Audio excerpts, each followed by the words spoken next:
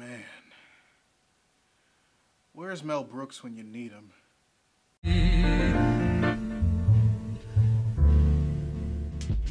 Hey readers, remember Taika Waititi? You know, the guy who directed Thor Ragnarok? The guy who was supposed to direct the live-action Akira movie for Warner Brothers that they've been trying to make since the dawn of time? The guy who then decided to go back to Marvel Studios to direct Thor Love and Thunder instead of Akira, with the on-record reason why being that there were disagreements? You didn't believe that shit when it came out your mouth either, did you? It's alright, I know that feel.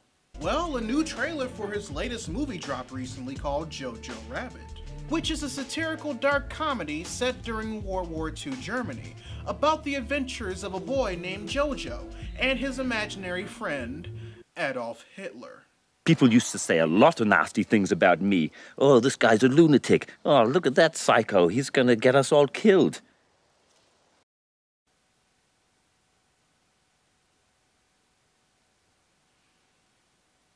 So, I'm in.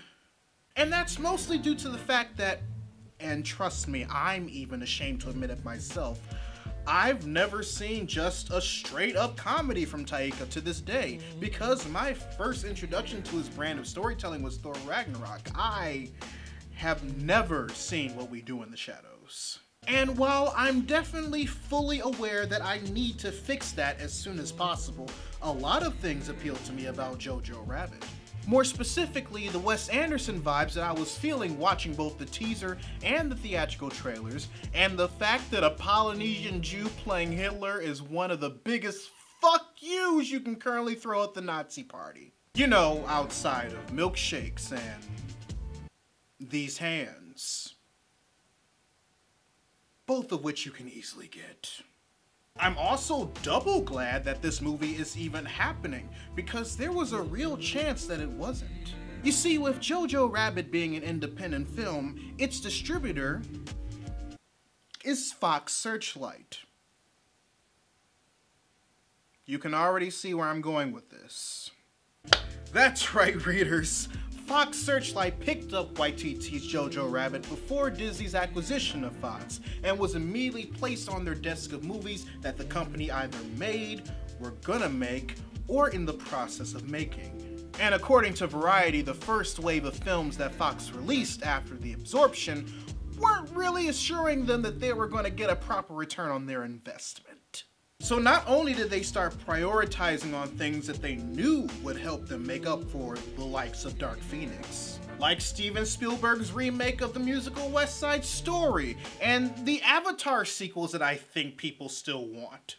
But they also canceled a lot of highly anticipated titles, like The Mouse Guard and the live-action adaptation of Lumberjanes. And then of course there's New Mutants.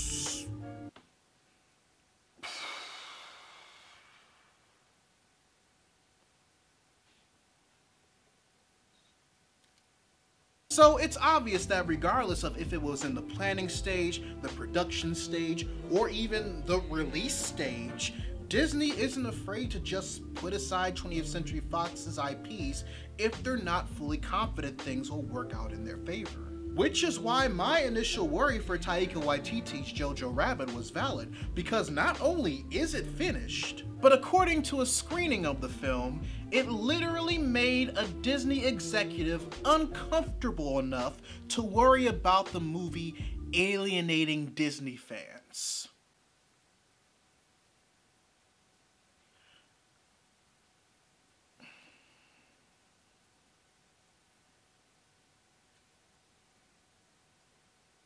So let me get this straight.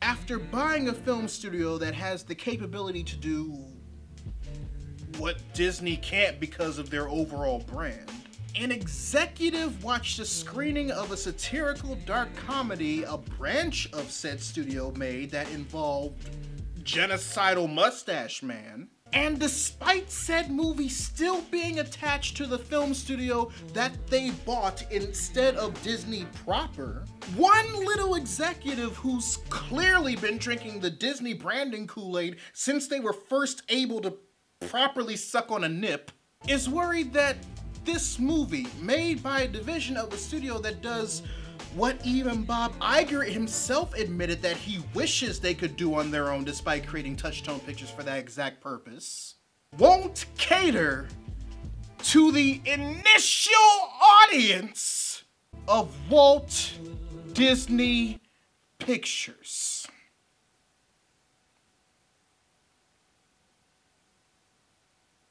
Bring me your face. Thankfully, in the case of Jojo Rabbit, we don't have to worry about that. And that's because of two things that pretty much coincide with each other. The first and most obvious is that it's film festival season, and Jojo Rabbit is scheduled to premiere at the Toronto Film Festival on September 8th, 2019, and will be screening at LA's Beyond Fest, which starts September 25th. And the second being that despite the main motivator for buying 20th Century Fox being to get a leg up in the streaming game once they release Disney+, Bob Iger has gone on record with shareholders that Fox Searchlight, as it's been operating, is doing just fine without Disney's tampering, considering the accolades the branch has received for their films by the Academy, and thinks the only thing Disney as its newly made parent company needs to do in order for it to thrive is to offer its support. Now, I'm not saying that these feelings won't change the moment Searchlight starts losing the money, because everybody and they mama in them know that that's going to be the case. But considering that not only is Jojo Rabbit going to be making its way around film festivals this September, and is also keeping its worldwide release date of October 18th, despite that one itty-bitty bitch-made executive, even LexCorp but IRL understands the saying of, if it ain't broke, don't fix it. For now. Anyway, readers, your homework assignment for the day. Write in the comment section below what you think of the news of Taika Waititi's Jojo Rabbit getting approved to be theatrically released worldwide. If you want to help financially support the channel, you can join my Patreon by clicking the card at the end of the video or in the link in the description down below, where you can also find a link to my merchandise store. Or if you prefer to give one-time donations, you can find links to my PayPal and my Ko-fi accounts in the description box as well. Also, make sure you subscribe to the channel and turn on notifications, because I post new videos every Monday, Wednesday, and every other Friday. But until then, this is Readus 101. Class dismissed.